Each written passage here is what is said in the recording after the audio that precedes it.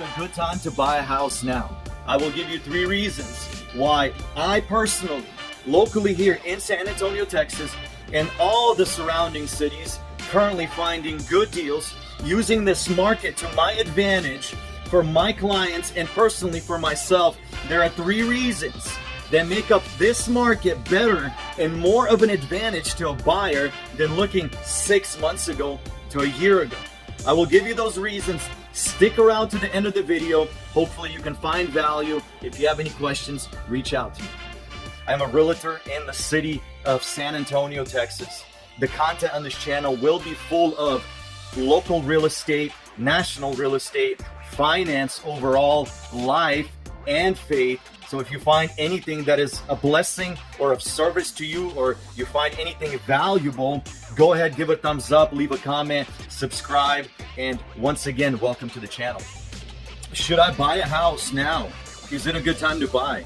It is 2022, the end of 2022. Everywhere you turn, any news media channel you turn on, I mean, it's all over YouTube, social media platforms. People are saying the world is falling apart, economy is falling apart, recession, the real estate market is going to crash. You're going to see 50% reductions in values. And I mean, it could happen. But what I want to tell you is the real estate market, it's a local organism. What's going on in California, it's its own market. And even it's particular enough to be even by the cities. There's a city, one city that's experiencing a huge boom, another city that's not.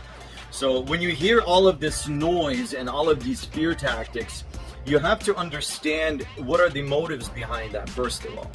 And second of all, you have to be wise enough and sober-minded to understand, like, is this really apply to where I'm at? And that's why it's good, in order to get valid information about a certain real estate market, you want to contact a local professional, a local realtor, a broker who lives, breathes that market, who is not only looking from the outside, but looking from the inside. He's talking to buyers, he's talking to sellers, and he understands what's going on in every single transaction. So we're answering the questions. I'm going to give you 3 reasons. 3 reasons comparing 6 months, a year ago, being a buyer, and now, and why I would buy a house. And I think it'd be better to buy now than then. And not only why I would, but why I am. I remember talking to people during that hot sellers market, and people would come to me saying, hey Roman, I want to buy a house, but I don't know if I'm willing to go in with all this craziness that's going on. Every time a house comes on the market that we like, it's gone within a day or 2. If it's still available, there's 15, 20 offers.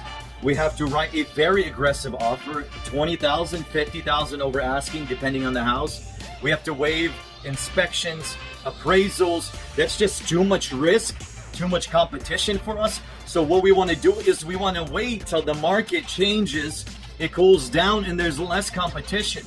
And that was wise if you had the ability to do that and wait, and you wouldn't have any extreme situations pushing you to buy. Well, here it is, ladies and gentlemen, that time has come. The market has normalized, it has evened out to the point where it's possible to buy, it's possible to get into a good deal. There's more choice you can choose from, and so the time is now, the time is here, and the people now are making excuse, saying, hey, well, there's another thing that I don't like now, and that's the interest rates. The interest rates have changed. It's now more to borrow. It's a lot more expensive to borrow. We were so used to paying 3%, 3.5%. Now it's 5.5%, 6%, 6.5%, depending on where you are with credit in your history. And so there's just an exchange. You have to either choose one or the other.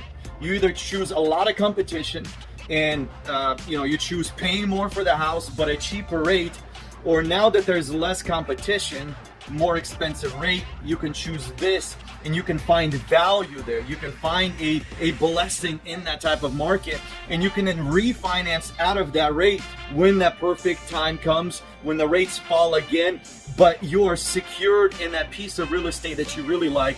You have the house with all the features, you have the backyard, you have the big trees, you have the court, you have the layout that you wanted to, and so you really have to figure out, what are you going to sacrifice?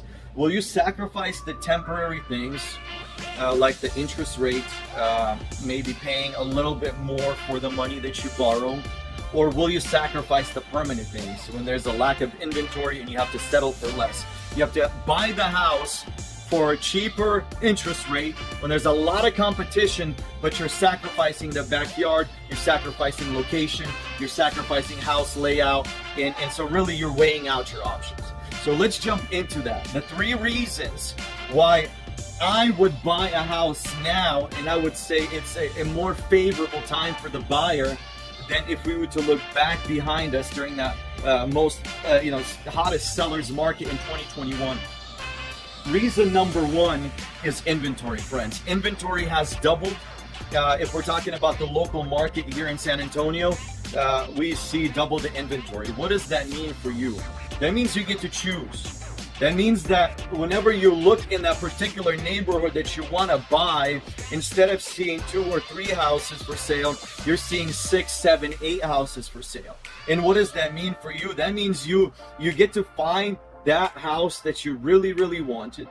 That house is sitting on the market for a little bit longer now. So you get to choose. You don't have to jump into that transaction without actually having the time to weigh out your options soberly. So that is a huge thing. If we were to go back 6 months ago, we had less than a month of inventory. What does that mean? Just to explain that detail, it's very valuable. That means if there was not a single new house to hit the market during that time, all the houses would be sold within a month, and there would not be a single house for sale.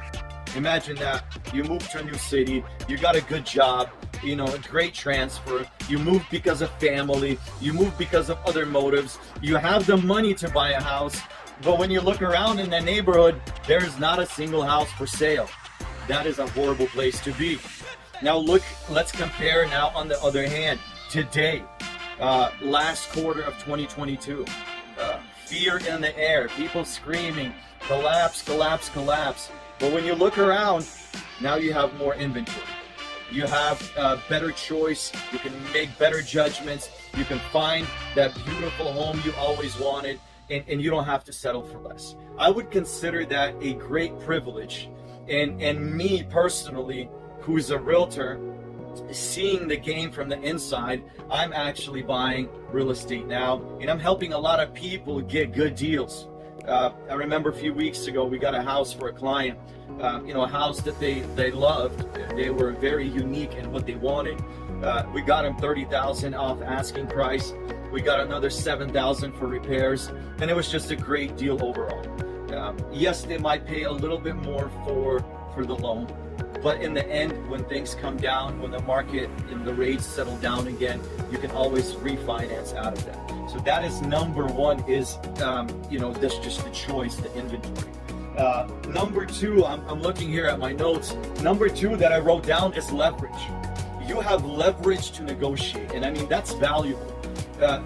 Locally here in San Antonio, and in other places, I mean, I closed deals in Dallas, I closed deals in Houston, in Austin area, New Braunfels. I do a lot of my business in New Braunfels, and so we did not have leverage for buyers for almost 2 years, 2.5 years, where you really couldn't ask for anything, because you were the one giving more, you were overpaying for the house, you were waiving inspections, appraisals, and so when you got the inspection report back and there were things there you didn't like, you just had to bite your tongue, really, and you had to pay out of pocket. So now, not only do you come into the deal, you can negotiate on the front end, and you have to be reasonable, right? You can't come in and ask for $50,000, $100,000 off when the house is perfectly good and it's the 3rd, 4th day on the market, right? So you have to be reasonable, but you have now leverage to negotiate. And so that is pre-inspection and post-inspection. If there's repairs, right, then you can ask the seller to pay for things. If the house doesn't meet appraisal, then you don't have to pay out of pocket. Now you have time and you have the leverage to negotiate that price would be adjusted to meet your bank loan. So that's reason number 2, friends, why now is a better time for you as a buyer. And number 3 I'd like to share is competition. Competition, I mean, that is a huge thing. When there's a lot of competition around you, you're pressured. You make decisions that are not well thought out. You rush into things because, hey, you don't have time. Now you have a lot of people who have just stepped on the sidelines, and really they're just, they don't have the boldness, or they don't have the right information and the education to make the right decisions. And maybe there's just fear. They've listened to too much negativity, and so there's less competition for you. That means a lot of good things for you. So you can either upgrade the house. Let's say you were shopping in a certain range. That's all you had to work with. With less competition, you can test the market in a different range, in a different price, and you can figure out, let's see if maybe you can even get a nicer house, and you can negotiate your way down. Maybe a neighborhood that was just, there was too much competition in that neighborhood, and it was out of range, it was out of your ability to get into that. Now with less competition, those doors are open. I remember there's a certain place here in the San Antonio region, in this area, a certain neighborhood, Bernie, Texas, that's one of them, where, the house, as soon as the house hits the market, it is right off the market. And it was impossible to get into a house without paying a lot of money over it. Now that market, hey, it's still hot, there's still a lot of people there, but less competition. There's open doors. Your family can get into a place, right, a house of your dreams. You can finally find that perfect place that you can establish your future. You can build the deck. You can find that layout that you wanted. Your little girl or your little boy, being a tenant, you can't go all out and paint the rooms the colors that you want. You can't make the improvements that you want. Now that you have the opportunity to buy the house for your family, right? Now you can do all those things that are very valuable, especially when you have children in a family. So those are the reasons, friends. You be the judge. This is not financial advice for you. I'm not saying, hey, do this and that's the only right thing to do. I'm telling you, looking at the market from the inside, weighing everything out, and me personally buying real estate now, I choose to buy now, and I choose to get better deals now than looking back a year ago. So if you have any questions, reach out to me. I will gladly help you navigate this real estate market. And thank you for joining me for this video. I gave you 3 reasons why now, for a buyer, it is better to get into a home. It is a more favorable time. You have more leverage, you have less competition, and you have more inventory, more variety to choose from. So looking at those 3 things, you be the judge. And there's always risk. Whenever you do something big that involves a big financial investment, there's always risk. Life is full of risks. So whether you're buying a house, whether you're investing into the stock market, whether you're moving to a new city, there is always risk. But I'll tell you one thing, in your life, if you do not take risks, if you do not step into the unknown, step out of the comfort zone, you will never see growth. You will never see that breakthrough, and life just becomes something stagnant and boring. So whether you're taking a risk now by going out into the unknown, or you're risking yourself looking back later 5, 10, 15 years ago, and you're risking these words, I wish I would have done that, or I wish I would have done this. And friends, when I put that on the scales and I weigh it out, the risk of going out into the unknown and achieving greatness, or the risk of regret for the rest of your life, I believe the risk of regret is worse and it's heavier upon the human soul. Thank you again for being with me. If you want to get a hold of me for real estate purposes, for the purposes of faith, any questions,